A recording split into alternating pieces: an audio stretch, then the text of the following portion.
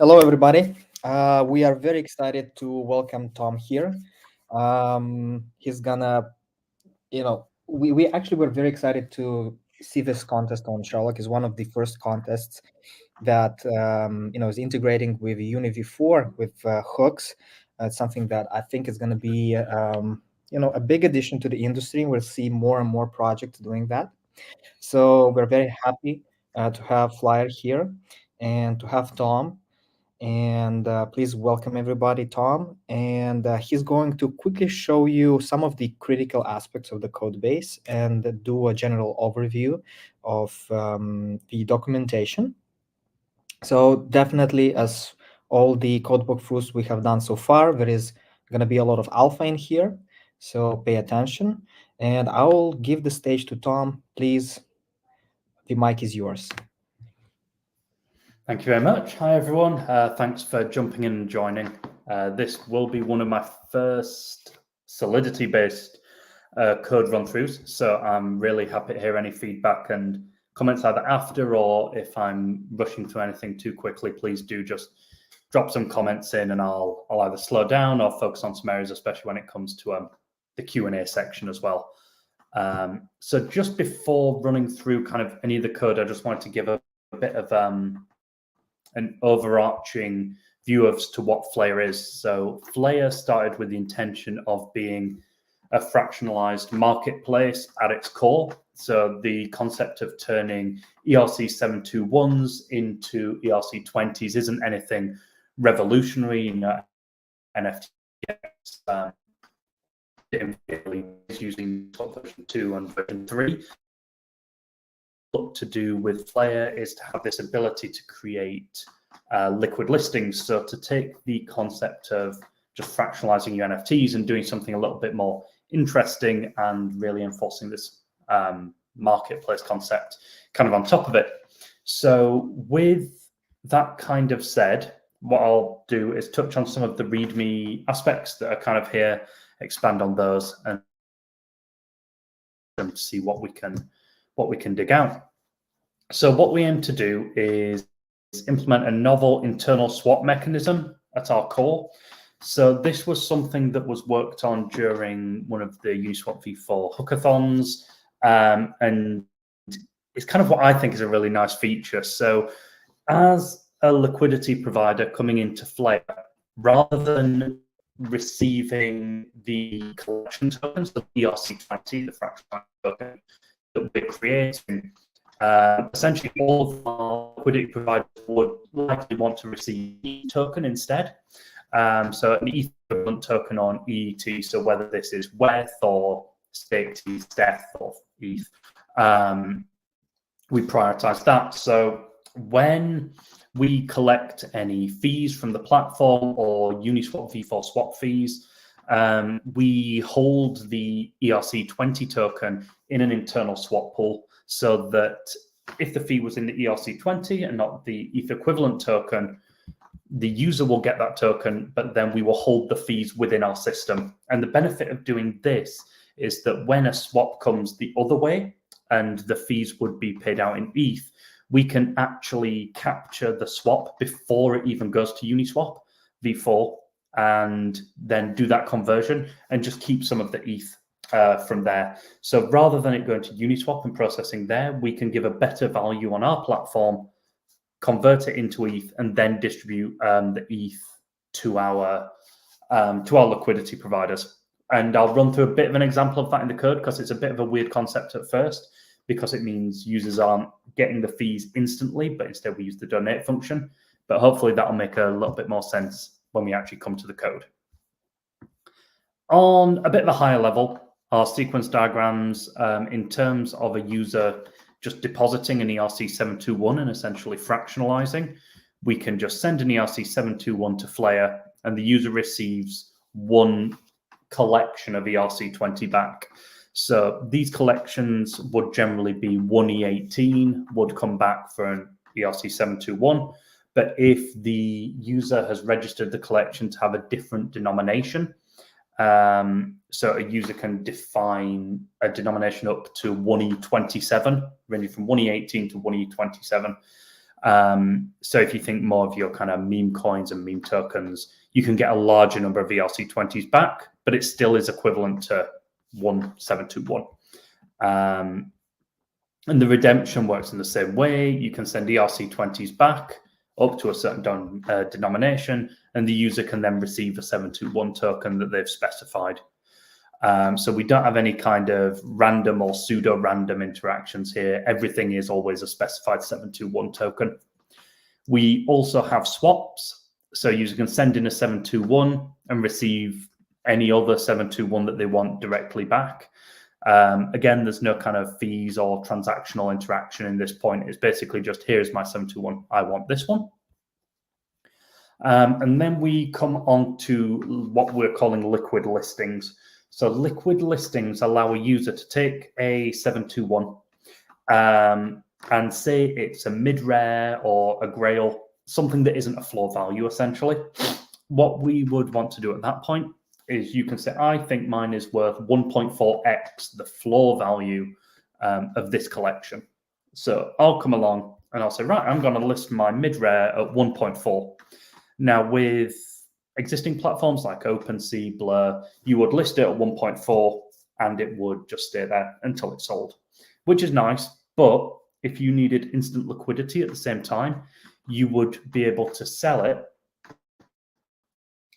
at 1x in instant liquidity in the ERC20 token, minus a small amount of what is called Harburger tax as the listing fee. And I'll come onto that when we get onto the listing section. But then as and when your token sells at 1.4, you will get the additional 0.4. So you've already had the 1, and then you'll get the additional 0.4 minus the small amount of fees that come in at point of listing. And if you get to a point where it reaches the end of your listing duration and the token hasn't sold, it will either go to Dutch auction, where it'll go from 1.4 down to 1, and you'll get whatever it sells at as the difference. So if after a few hours it goes down to 1.3 and sells, you'll get the 0.3. So it kind of finds its true value. You could cancel the listing before it expired and relist, or do any of those kind of things that you want to do. If we were wanting to cancel the listing at any time, like I kind of just alluded to, you just need to send the underlying ERC20 that you received initially. So if I ever say, oh, it's just one ERC20, I don't mean like a fraction. I mean, the 1E18 or 1E27, depending on denomination of ERC, you get your unused tax back. So if you paid for 7 days of listings and you took it out to 3.5, you'd get half your tax back. You get the ERC 721, and then we do some cleanup on the server side. As we were kind of talking about listings, the flow for filling a listing would essentially be, I can come along, I can approve 1.4 of my ERC20 tokens, purchased from the Uniswap v4 pool, over the counter, however people want to do it. It would then transfer the 0.4 tokens to the seller. The seller would also get a repayment of their unused ERC20 tax. One of the ERC20s would be burnt to maintain a 1-to-1 where possible, and the 721 would be transferred to me as the buyer, and then we do cleanup. So that kind of touches on high level of listings as well as a high level of sales. So I can deep dive us a little bit. Just before I go head first into one of the contracts, are there any questions just about a higher level side of things? I'll just wait a few seconds. Drink and pause for a breath, also good. No, perfect, right. I'll dive in, but if anything comes up, I'll touch on anything that goes through. So what we have at our highest level, and the contract that's probably interacted with most, is our locker contract. And that then has an implementation, which in our case will probably only be one implementation of the Uniswap implementation, which uses Uniswap v4. But I'll go through the basic locker stuff and then delve into Uniswap v4 next. So the locker's general purpose is to take in any ERC721 contract, ERC721 tokens, maintain a list of collections that have been created and initialized, and then handle the dispersal of ERC20 tokens or collection tokens that are mapped against it. So in all of the contracts that have been developed, we aim to keep all of our events up at the top. And for the purposes of this walkthrough, I'm probably not going to touch on what the events kind of do and are fired out. But if there are any questions on when they are fired or should be fired, please always feel free to reach out. We define our max token denomination. So as I kind of mentioned, this denomination refers to the collection token's kind of decimal accuracy. So by default, one ERC721 is worth one E18 collection token, but we can go up to from one E18, 1920, all the way up to one E27 as ERC20s if we want kind of a higher token supply. We define the minimum number of token IDs that are needed to create a pool. So if a user wants to come along and create a collection, they must have at least 10 ERC721s from that collection to create a pool.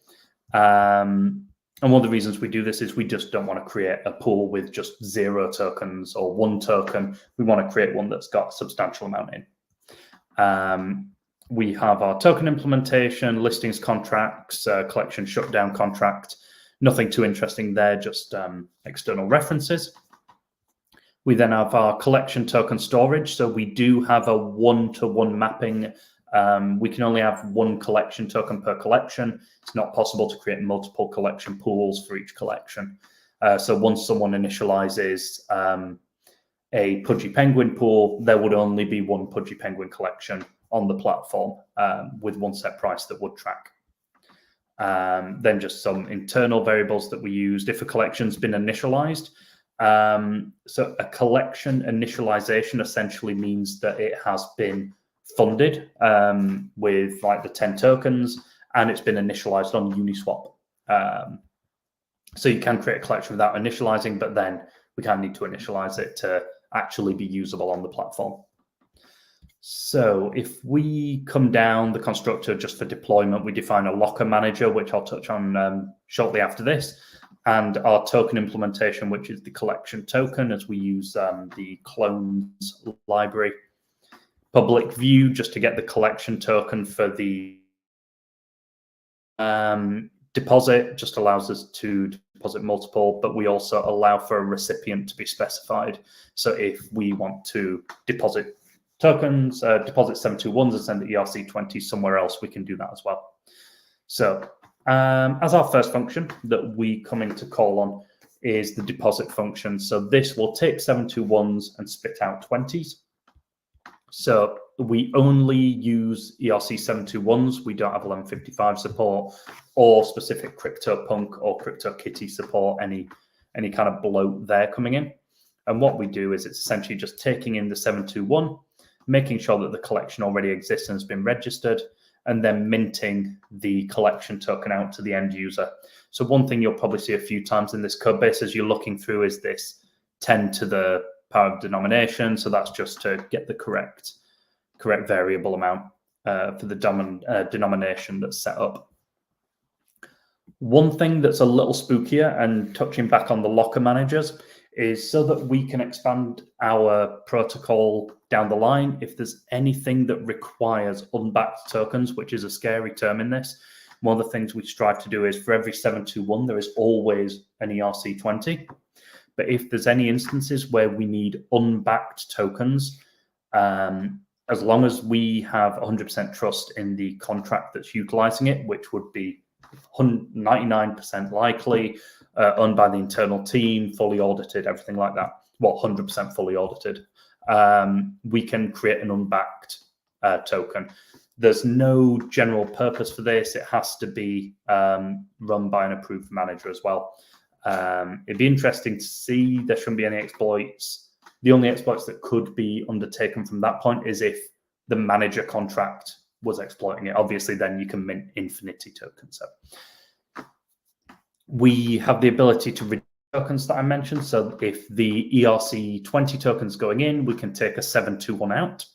So from that, we can define the token IDs that we are requesting to withdraw and pull those out. We need to make sure that they're not a listing, because listings aren't just floor tokens that are inside the pool. So this essentially just allows us to withdraw anything that's just been instantly liquidated through deposit. Swap, allows us to just say, putting this token in, taking this token out, nice and simple, goes from the message sender each time. But we also allow for batch swapping, which just means for one collection, we can swap in as many tokens as we want, take out as many tokens as we want. So we prevent same token swaps in the swap function. So you can't just say, I'll put in my token and take the exact same one out, just because that's weird. But for the swap batch, we don't iterate over the token IDs in and out, just because we don't want to use gas. Because if people want to swap for their own tokens, we save them gas here, but if they're doing it in batch, they can figure it out themselves. When we are creating a collection, it's a pretty simple step-by-step. So we make sure the user can pass in the collection, which is the ERC721, pass in the name and symbol and also the denomination. So the name and symbol will just be what is mapped onto the ERC20. As owners of the contract, we do have the ability to update it if anyone does anything stupid, but realistically, the front end would just map that directly over from the collection where possible. We do a few sense checks, make sure that the denomination isn't above 1E27 or 9 additional decimal places. We ensure that the collection token isn't already set, so the collection doesn't already exist. And if we don't support a valid ERC721 interface, then we do reject the token from being added. We then create, we do a clone deterministic for our collection token and deploy that contract and initialize it. We then register the collection in our implementation. So this will come into Uniswap v4 shortly. And once we've done that, we just do some housekeeping of incrementing our collection counter, emitting some events, and then returning the address of the collection token. So as I briefly mentioned, if someone creates a really dodgy collection token for a mainstream token, ERC20, ERC721, sorry, and we want to come in and just update the metadata, we can do. If there was something that was malformed or unintelligible or offensive, as I've noted it up there, we can go in and update the collection token metadata for that one, and more of just a housekeeping thing. We also have the ability for locker managers to directly withdraw an ERC721. So again, this does have that reliance that it's not a malicious contract undertaking that call, and it would be quite a gate-kept community for the locker managers to ensure that it's just an external contract doing exactly what we understand. For initializing a collection, so once you've created a collection, it essentially registers it on our side, but creating a collection allows us to set our initial price and also takes in our initial tokens. So we do our sense checks to make sure it's initialized, reference our native token, so it would likely be WETH running through for the majority of the time, as opposed to native ETH. And then we deposit the user's 721, converting the tokens into 20s. We capture our native token balances, transfer the native tokens into our implementation, and then essentially just set a price that we want to start the pool from. And if this price is too high, then other bots would just arbitrage into it and sell it and normalize the price. If it's too low, bots would arbitrage the price and bring it back up for a normal. So our front end will hopefully provide some indicator of what the amount it need to be, but anyone creating a collection and putting 10 of their tokens in will want to make sure that this is the right price. So we have that kind of 3-step of creating and then initializing, and then it's usable. So we take in the ETH and then refund any unused relative token to the user. So if they've provided too much ETH equivalent token, it'll be refunded back to them afterwards. And we now have an initialized collection ready to play with liquidity. So that is very nice. So the pool would be usable when it's just been created and not initialized, but we just wouldn't have a Uniswap pool for it. So if someone wanted to create a pool, then create a different Uniswap pool with that, it'd be a bit weird, but they could technically do it that way. But it just cuts out our secret source. I'll come back to sunsetting the collection because that runs around shutdown collection logic. So I can come back to that one. We have a few little helpers, so we can essentially detect if we have a listing, which is used a little bit internally as well, just to, so you can't withdraw tokens that are listings. And then some only owner contracts that allows us to set our contract references, listings contracts, collection shutdown, tax calculators, implementations, the generic pause functions, and then the collection exists, which is just a little modifier. One thing just before I come off this, I realized I didn't really run through which libraries we use and reference throughout. So we use OpenZeppelin for a number of our token standards and interfaces. We use SoLady for, where possible, to optimize included libraries, things like that. And then obviously Uniswap v4 for Uniswap. Thank you very much, Wizard. I really appreciate that because inside I am sweating. Cool. So I think I can run through some of the secondary contracts a little bit because they're really small and digestible. We have our locker manager that I mentioned, which will allow a set of contracts to have approved access to tokens held within our locker. If one of the contracts is removed, they just won't be able to interact anymore. So essentially, it is just a managed mapping of managers and their approval state. So the ability for the owner of the contract to set managers. It can't be a zero address and it can't already be set. And then we essentially just set true or false. So true if we're adding, false if we're revoking, and then a helper function to make sure that the manager is a manager, or that the address is a manager, which is used in our locker just to approve or decline. Certain restricted calls. If I come through to the collection token, excuse me, GitHub collection token. Okay, you like listings. There we go, collection token. Okay, so collection token is another relatively simple one. It extends the base contract, also looks at ERC20 permit and ERC20 votes, just in case people want to use their collection tokens for anything exciting. We have the ability to set the denomination during the initialization. And there's a bit of a description there, just the custom amount used in Flayer. If it has a denomination value of 4, that means it's technically 1E18 plus 4, so it becomes 1E22. So when we initialize, we just set name, symbol, and denomination, and all of those are just cast internally. The rest is generally just allowing the owner to mint tokens, which would be the locker contract, just allowing them to set the metadata when we needed and to do the minting. And the rest are just kind of your typical view functions, burn, and your general just ERC20 kind of approach for supporting the additional extensions that we work from. Do we have anything else? No, I think I'm going to jump into Uniswap and base implementation. So the reason we have the locker and then base implementation and then Uniswap implementation, it's kind of a twofold reason. So one of them was our file size was getting a little bit spooky.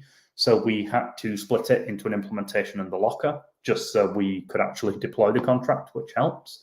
And the other is there's kind of a little bit of forward thinking in that if we were to deploy to a network where we needed different support, if Uniswap wasn't going onto that chain, or Uniswap was going through their audit and people were just like, oh my God, no, we don't want to use this anymore, then we can quickly, implement another protocol. But from the way things are going, we're kind of Uniswap all the way at this point.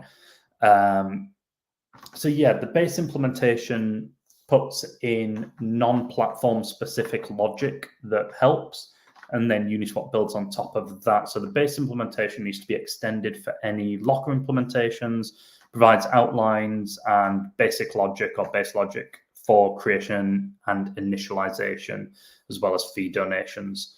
So I'll skip us some of the logic up here. One thing we do have and I'd literally just said it's kind of agnostic information that literally references Uniswap v4, but we hold beneficiary fees that have the ability to be claimed. So to save gas on transactions, we avoid a user requiring to send actual ETH equivalent tokens or ERC20 tokens, and instead they're held in a token escrow. And when it comes to donations, which I'll touch on in Uniswap v4, we have a threshold range to make sure we're not doing gassy transactions every iteration, and instead we batch it where possible and logical.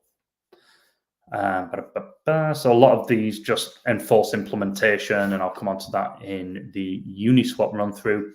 But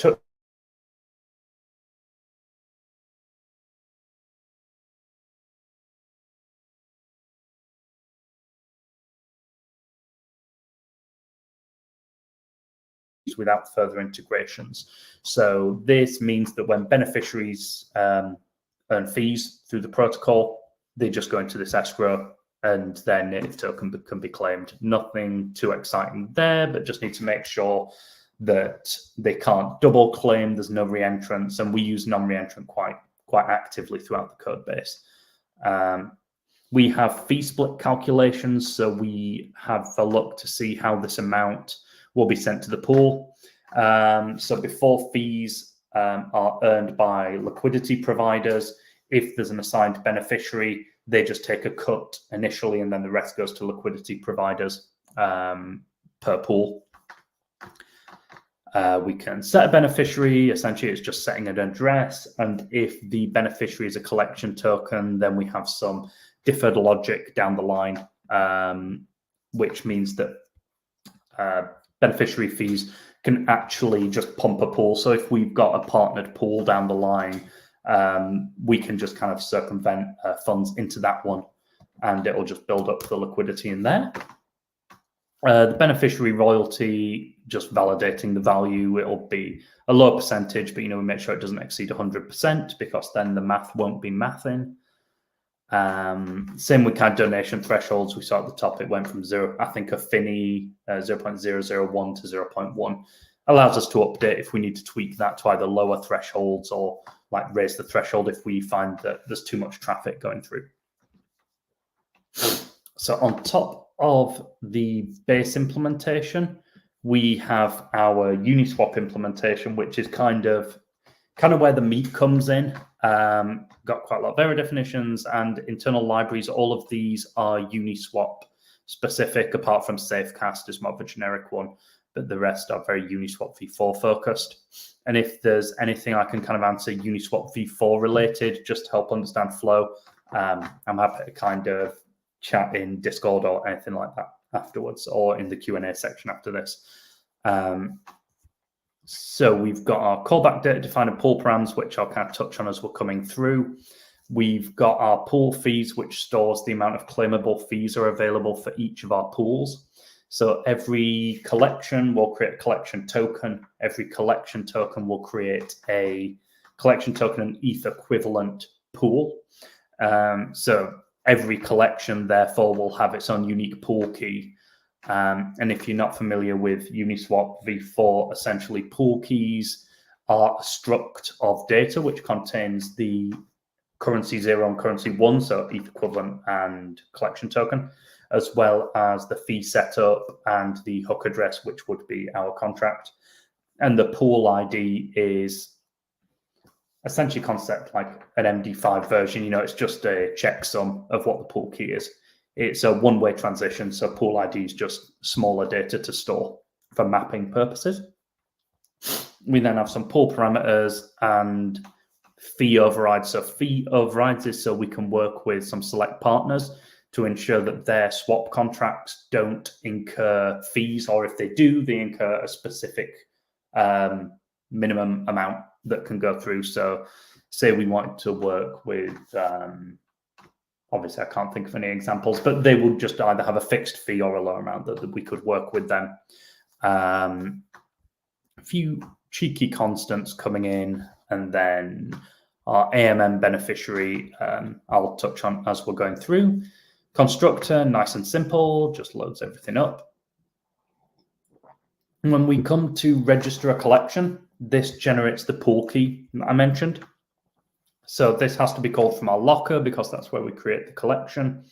We need to see, so Uniswap, if you've used it before, you'll kind of recognize this kind of currency flipped approach. They always kind of structure or want the structuring of the addresses to be the lowest address first, just helps with their routing. And then we create our pool key, register the pool key for the collection, and then kind of just store that internally, do our housekeeping. So at this point, we've just created the collection and registered it. We haven't initialized it with liquidity as of yet. So then we come in a little bit lower and we initialize our collection. So similar to what we saw on the locker, we register it with a collection, our square root price x96, and also the amount of the tokens that want to come in. Nothing too crazy, so we make sure it's the locker again, make sure that the actual collection has been registered with Uniswap. We then call pool manager to initialize, and what this does is it sets Uniswap v4's reference as to the price that we're wanting these tokens to be bought and sold for. Create our pool ID and we emit pool states. And then we call pool manager unlock. So when you're working with Uniswap v4, before a contract can interact with it, you have to call unlock if it doesn't already have a lock. And then in your callback, you handle what you want it to do once you've obtained the lock. Then once the lock's finished, it kind of closes and does all of their heavy lifting after that. So we are providing our liquidity amounts that we want to set in. So it will create a full range liquidity with the initial items, and then just put in the amounts that the user specified with some token slippage, making sure that all of the tokens are used. So a couple of helper functions just for getting from our mappings. Where possible, we've tried to abstract away from either the front end or the locker needing to send things like the pool key, so we don't appreciate from this contract's return that it's an actual Uniswap v4 pool key because we abstracted away. That's why we ABI encode and send it back rather than just sending the pool key. Again, with pool fees, we passed a collection, which we then reference from a pool key and turn it to an ID rather than cutting out the middleman and just sending in the pool ID. So we can deposit fees. And what deposit fees does is it allows us to transfer tokens into the contract. So when we're depositing fees, this might be when a listing has been sold. There'll be fees to deposit into Uniswap, and this will build it up for those individual pools and then disperse through the internal swap pool I mentioned right at the start of this talk. So we can just take in any amount 0, any amount 1, and it pulls it in from the sender. And then we increment our pool fees. So nothing too spicy there. Fee distribution, I'll run through now and then highlight where we actually call distribute fees. So we make sure that the pool's initialized, passing it a specific pool key when we call distribute. And then we make sure that our donation amount, which is our pool fees amount 0, is past the minimum threshold. And then we cap it at the max threshold. I'm just looking for that point.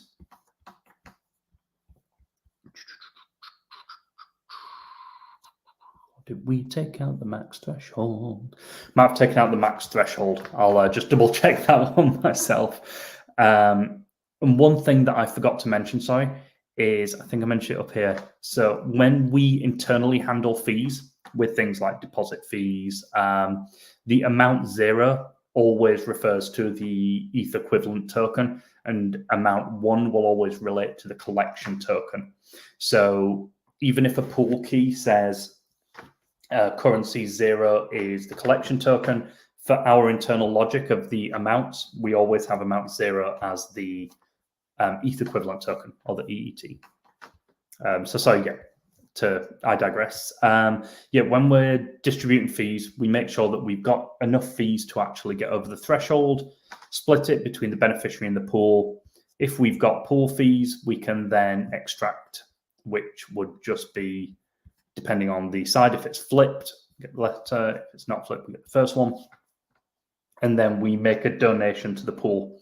So because the pool managers donate needs it to be the other currency way around, we just make sure we're accommodating that. And donate's a really fantastic function that Uniswap v4's added, which essentially allows liquidity providers to get benefits without having to claim it. Just puts it straight into the pool, handles all of that cool logic, so they can get rewards and increase their positions just by us calling this donate, which is a very gas efficient way to do it. We then take these tokens. So whenever you see push tokens, that means we're sending tokens into Uniswap v4.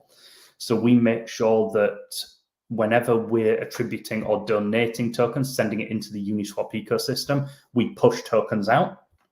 And we do the kind of same thing when it's going to a beneficiary, except because we're holding it in escrow, we essentially just assign pool fees to a beneficiary. So if the beneficiary was a pool when we're setting it up, we just add it to that pool's fees.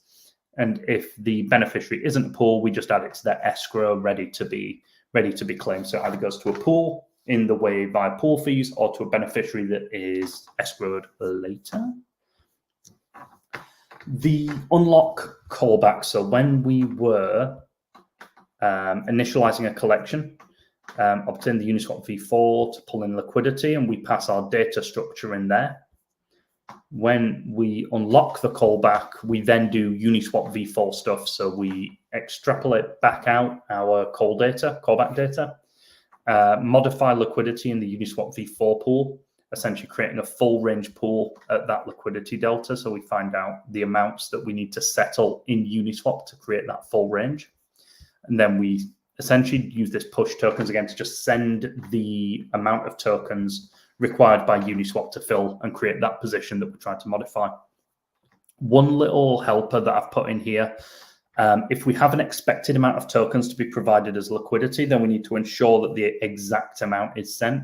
So this was to stop it being, if a user initialized a collection with 10 tokens but insufficient ETH to fill that, it would be a case that we might get 6 tokens, and if it was 1-to-1, 6 and 6, whereas realistically we need 10 and 10 because that's how many tokens were added. We essentially didn't want to end up with the user losing dust or losing 4 tokens in some, in that example. So it will revert if not all of the user's tokens are used, because we refund overspent ETH, but we don't want to refund overspent tokens or underspent tokens, depending on how you look at it. So that will just create our full range position on Uniswap v4, making sure that all their tokens have been used. So coming in, if you've used Uniswap v4, this will look quite familiar. So this defines the hook points that we want to use on Uniswap v4, and through that defines the contract address that we need to deploy to. So with this instance, the true and false booleans lead to a binary mapping, which then creates our address. So ours has to end in 2FCC.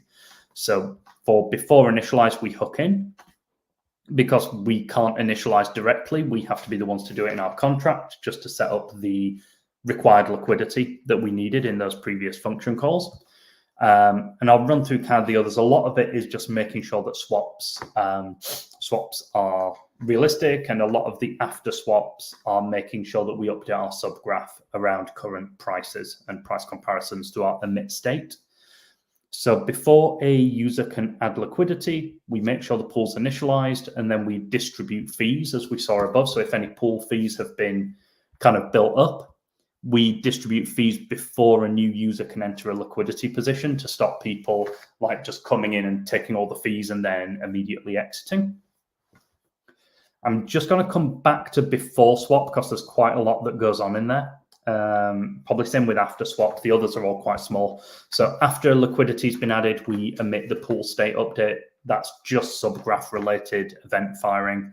Before we remove liquidity, we distribute fees so a user doesn't remove their position and lose out on potential fees. And then after remove liquidity, emit pool state position. So nothing really exciting going on there. So before the swap, here we go, buckle up. So I'm going to do that boring thing that teachers used to do at school where they just read the PowerPoint presentation. So before a swap is made, we pull in dynamic pool fees that we have set to ensure it is applied to the transaction. We also see if we have any token 1 fees that can be used to fill the swap before it hits the Uniswap pool. This prevents the pool from being affected and reduces gas costs. This also allows us to benefit from the Uniswap routing infrastructure. So this was the internal swap stuff that I mentioned. So if we've got token 1 or the collection token stored from previous swaps and the fees that are there, we can just convert that into ETH, saving gas costs while still benefiting from Uniswap swaps because they'd hit our before swap logic, and users end up just getting cheaper swaps, which is great. So this essentially front runs Uniswap to sell undesired token amounts from our fees into desired tokens ahead of our fee distribution. So it kind of acts as a partial order book to remove impact against our pool. So all of our fees are dynamic. So we get our fee, which I'll come on to in a little bit, find our claimable fees and see if we can trigger our internal swap pool. So the only way we can do that is if we are essentially receiving, if users are buying token 1 and selling token 0. So if they're trading ETH for collection token, we have collection token, we want your ETH. It's pretty much repetitive logic, but if the amount specified is greater than 0, then we are doing finding the maximum amount that we can actually transact and extract from our pool fees. So we can take the max value that we have stored in pool fees and the amount specified, and then find out the liquidity providing the Uniswap swap magic that we need to actually obtain that. So we can find that and then send that as the Uniswap v4 before swap delta. And the before swap delta, what that does is it hooks in and it tells Uniswap when it comes to do the swap. It's like, I know I asked for 10 tokens, but the before swap hook has said they've already given me 3. So I only need 7. And I'll spend this much now. So it just kind of tells Uniswap, don't worry about this bit. We've handled it. You just do the rest. And then after the swap, we just make sure everything's clean. If we have a negative amount specified, it means we're spending any amount of token to get a specific amount of the undesired token. So we do similar logic, but we need to make sure that we can fulfill the full amount. Otherwise, the way that it was working with liquidity distribution, we just don't handle it. So if it's a negative amount specified, we only want to either fully fulfill the order from our fees or none at all, and they just go off to Uniswap and fill as they normally would. So if we've dabbled with ETH in and token out, we update our pool fees accordingly. So we'd record that we've got more ETH, we'd say that we've reduced the token fees, and then we just catch up with Uniswap. Take ETH, push token. And that is essentially how the internal swap pool works. A little bit rough and ready, but a couple of read-throughs, and it's not that crazy, but it is pretty damn cool. In terms of after swap, we mainly just distribute fees, and we also check if we have an AMM fee to charge. So if we have any form of AMM fee, we can capture the swap amount, find a basis point, and then just take a small amount off the top, and then distribute the remaining fees. So AMM swap fees kind of just come in as kind of a protocol level fee amount, and which is also an optional fee amount, which is why we do checks there. So if the fee amount's 0 or the beneficiary address doesn't exist, then we don't need to process any of this additional logic. So there are a few layers where fees kind of come in. AMM fees only happen at a swap level, whereas beneficiary and pool fees happen during distribution. So it kind of hooks in at a few different points, really. We've run through those. When we're getting the fee, we essentially figure out our pool fees, see if there's any swap overrides. So we kind of mentioned for above, we have some users that are fee exempt. So if we detect an exemption, then we just prevent the user from finding a fee. But what we also do is we make sure if the normal fee was actually going to be less than the base swap fee, we reduce it. So you say we worked in partnership with someone who were getting 0.05% fees, but for some reason our fee was meant to be 0.01, we wouldn't overcharge the partner. They'd come down to 0.01. And that's essentially all that's doing there. The ability to remove fee exemptions, set default fees.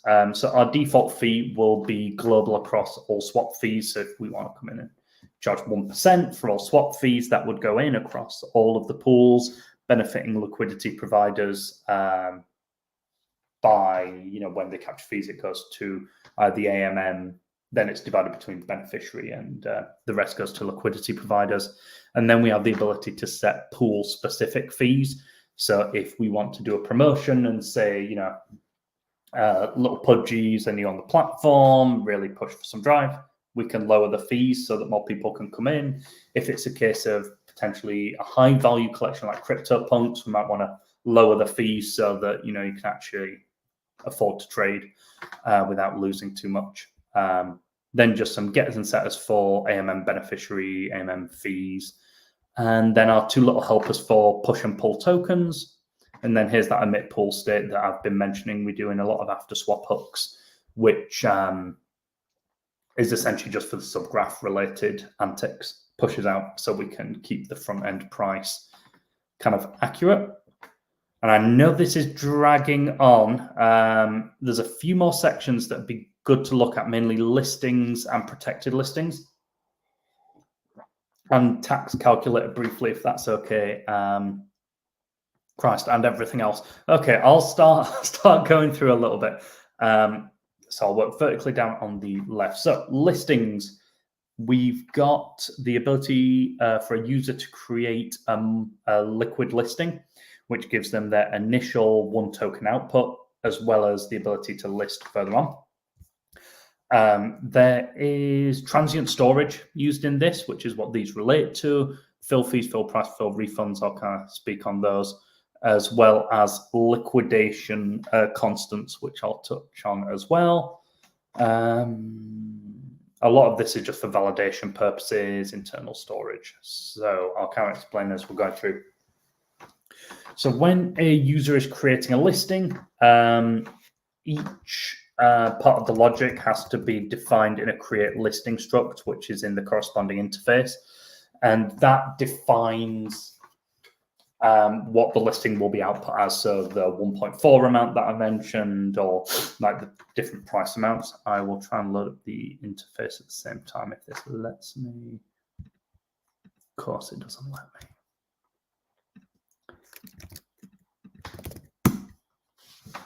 There we go. So yeah, when we are creating a listing, we have the collection it's going in as, the array of token IDs that will all follow the same logic for the listing. And then the listing allows us to define the owner when it's created. The created timestamp will just be overwritten, the duration we want to list for, and the floor multiple that we are listing for. So the reason we did that, and a lot of the reasons I'm about to say are basically gas, but we validate against the create listing structure. And then rather than creating and defining a new structure and saving it, we can just save the structure that was passed in by just updating the created at timestamp. So there's no time lost between when it was created and put in there. The validation listing is relatively simple. It just checks if it's liquid listing, do this. If it's Dutch, do something else. So we can determine the amount of tokens that the user will receive for sending in all of those, which for liquid listings will essentially be 1-to-1 as they're coming through. And we then calculate the listing tax required. And if insufficient tax has been sent or is able to be extracted, then we revert. So by that, what I mean is, say, rather than me creating a listing and getting 1 token out and then paying ETH or paying underlying token, what it actually does is it just takes the tax from the 1 that you receive back. So you'd receive the 1 minus the tax amount. So when you create multiple listings, it would be 11113 minus 3 times the tax that would need to be paid on that. We then deposit the NFTs and receive the tokens. And for protected listings, we create a checkpoint which is used for tax calculation for protected listings. We also have the ability to create a liquid listing, but that is when a protected listing has essentially run out of tax. It's created as a liquid listing directly from the protected contract. So we make sure that we can map the listings and we just recreate it as a listing that's gone into liquidation, and there's special logic to handle that. When we deposit and receive tokens, it's essentially just a helper function internal where we take the 721 and then deposit the ERC20 from the locker into this contract and then transfer it to the end user. So this would be one of those, it wouldn't be a locker manager because we can just deposit and it uses the underlying locker logic, and then we just transfer the tokens out. So we kind of try and remove the need for giving spooky permissions. Mapping of listings, it's again, these are just kind of abstracted bits of logic with descriptions above, but that will just create the structures. It'll just do the housekeeping and tell us how many tokens we should receive, which is always a 1-to-1 for each of the token IDs. When we're doing validations, we make sure the collection's initialized. And if we have a Dutch listing, which starts at a multiple and then decreases over time, then we have specific things. So if the duration is outside that window, and again, for liquid, if the duration's outside the window, everything else just needs to make sure that we don't go over a max multiple, which would just end up users paying either stupid amounts of tax or just listing grails that would never sell. And it can't be below or equal to 100 because that would just be a floor item. Don't know if modify listings is worth talking through. I'll just kind of skim over it a little bit. It essentially allows the user to change some of the things to do with the listing. So it will allow you to change the duration, allow you to change the floor multiple. And what we do from that is that will also additionally skew the listing tax required.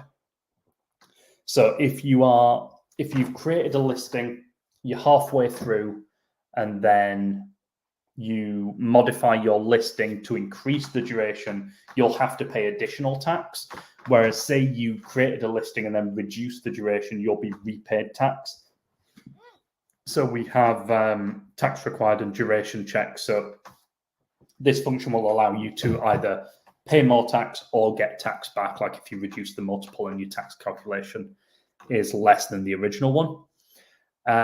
We have ownership transferring. You can probably guess what that does. Just make sure it's the owner of the listing calling it. The ability to cancel listings, make sure your listings haven't already expired or taxes run out your tax allocation for the duration. Or if you cancel early, it'll refund the token that you had in place there. You also have to provide 1 token for each one that you're redeeming as well, minus the refund you'll receive. So, you get some of your tax back, that'll be factored in. Filling a listing is where we kind of start to do some cool stuff with transient storage. So I did not really use transient storage before, but after that was released, thinking 8.22 or 8.2, it essentially meant that we could do this really cool stuff, which persisted values for the duration of the transaction. So I didn't need to return all the values for fill listing and increment it each time a listing was created. Adds up quite a lot of gas, means there's more variables, you get stacked too deep issues. So what this does is when the transaction starts, these values are 0. We then add the fill prices, add the fees, add the refunds, iterates over this from the parent function. And then at the end of it, we have all the values ready to go, which is really cool. So we go through, make sure we can successfully create the listings. We calculate the amount of listing tax that needs to be put into fees and refunds, adds it all together. And then from our parent function, we can essentially just fill all the listings and then load the transient storage amounts going in. And then we unset them afterwards because we are in a loop to go through the owners. So fill listings, it might be worth taking a look at the test suite. So every function that we've got here should have corresponding unit tests in the function file.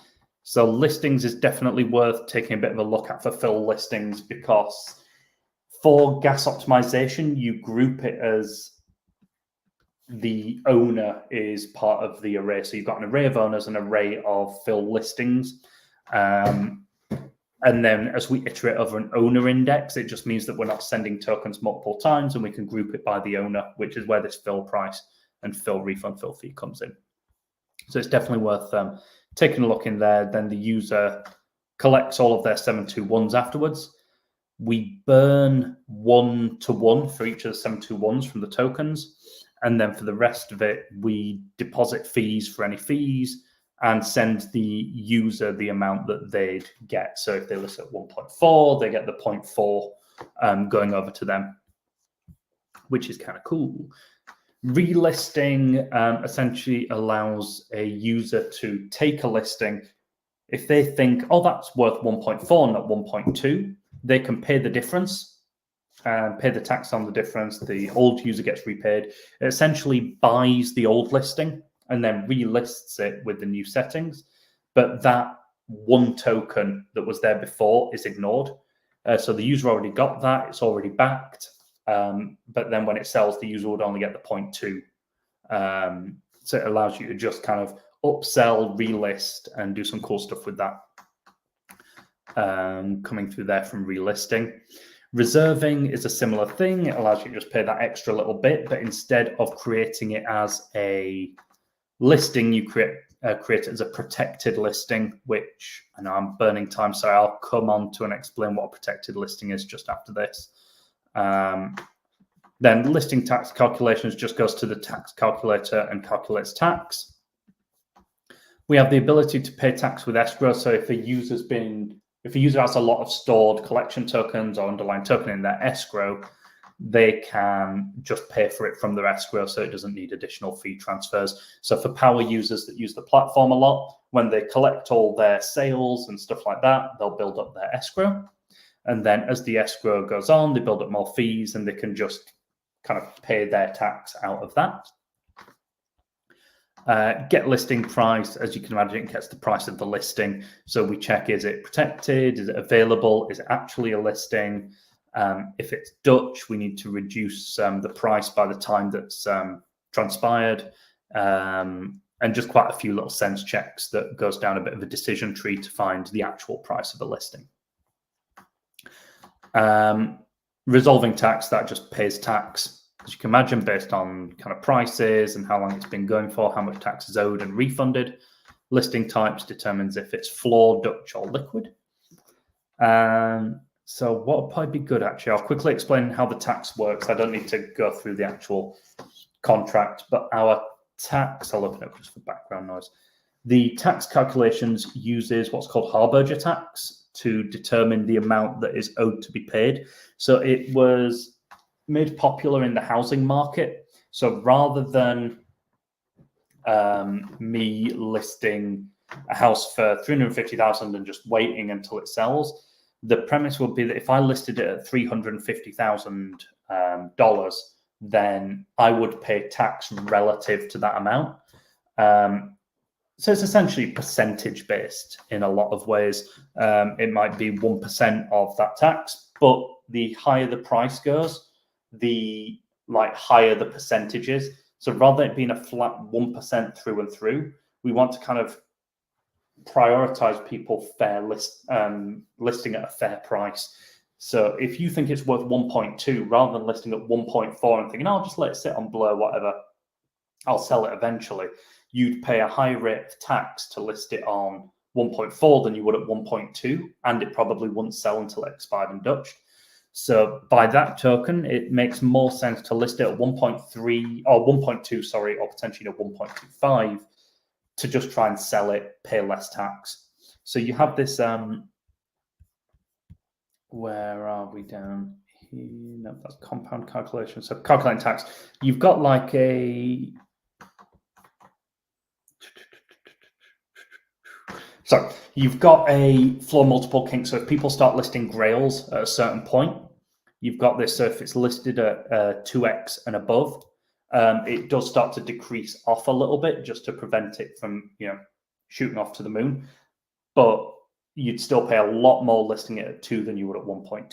So that's essentially the premise that we kind of go on there. It really does promote fair listings, and it also works based on duration. For protected interest and compound interest, probably won't deep dive into all of that stuff just at the moment because it'd probably take quite another hour to run through compound interest. But protected listings allow a user at a high level, they allow a user to come along and list their asset and protect it. So I could create a protected listing, no one else can buy it, but I will get the 1 or 0.95 my ERC20 instantly, but I'll have to put an amount of that towards like prepayment. So I could get up to 0.95, but then it would expire straight away. My asset will be liquidated and it will be transferred to like a Dutching listing, a liquidating listing, which could then be bought by anyone. But if I was to list protected listing at 0.95, but just take 0.45, that leaves 0.5 collateral left.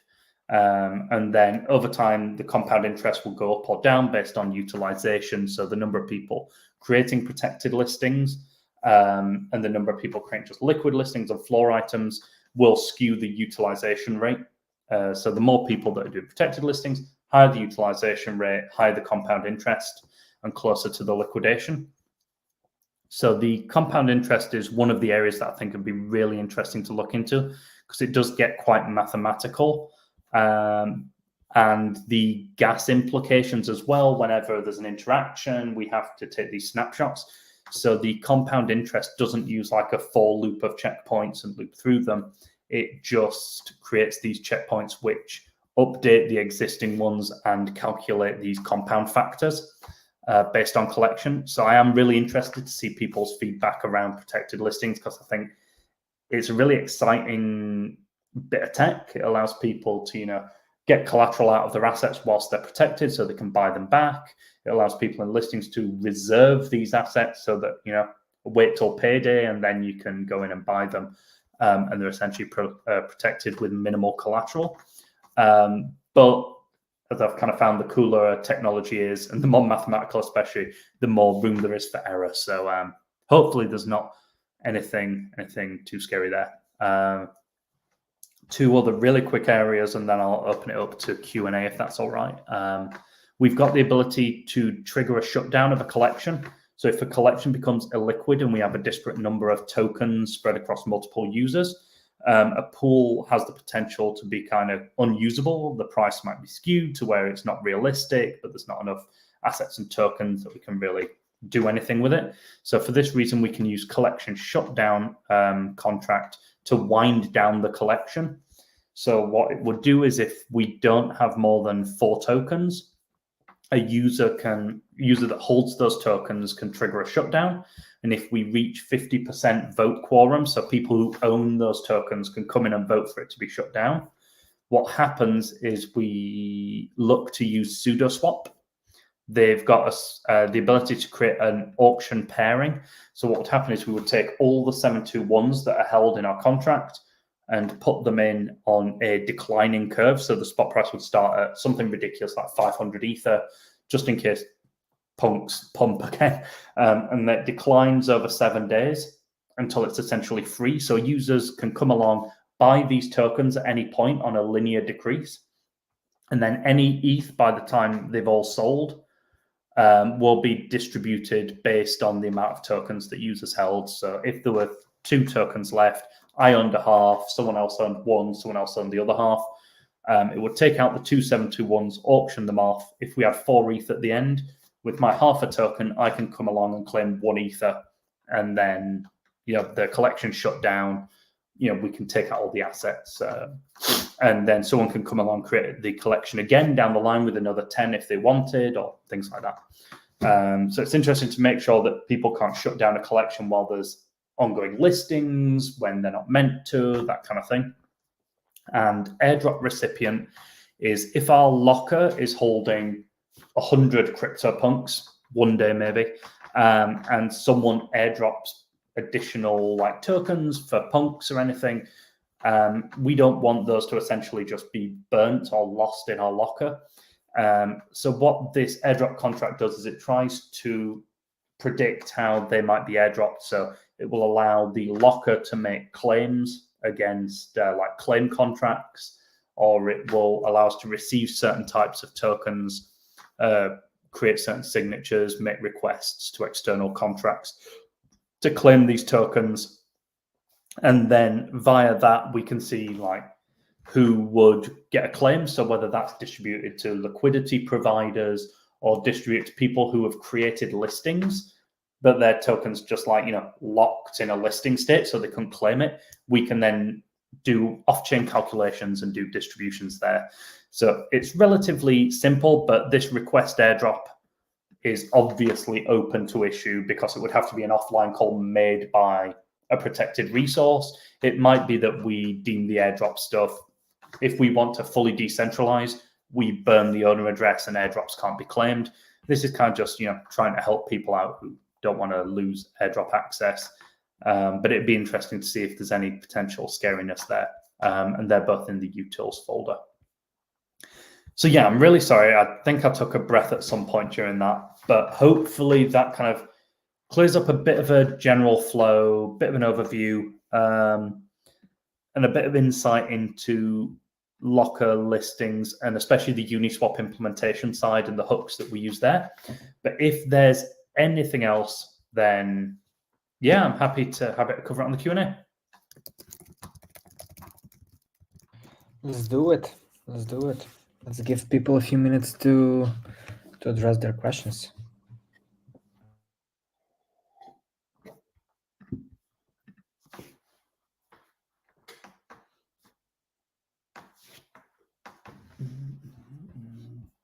Hopefully I didn't just put them to sleep. Well, in any case, there is always the opportunity to ask questions directly in Discord. I think Tom is going to be there available Yes. in case any questions appear. I know there is a lot to digest, but yeah, I think also this call is recorded, so you'll be able to scroll back and re-listen to anything that you felt like it's a bit too difficult to digest straight away. And yeah, let's give people like 1 or 2 minutes more. Is that okay, Tom? Definitely. Yeah, absolutely fine.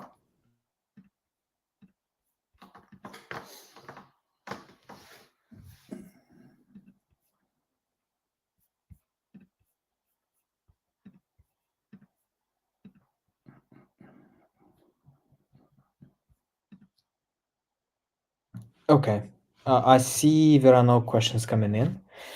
So, okay, it's all good. Thanks a lot, Tom. Thanks for this thorough overview of the code base.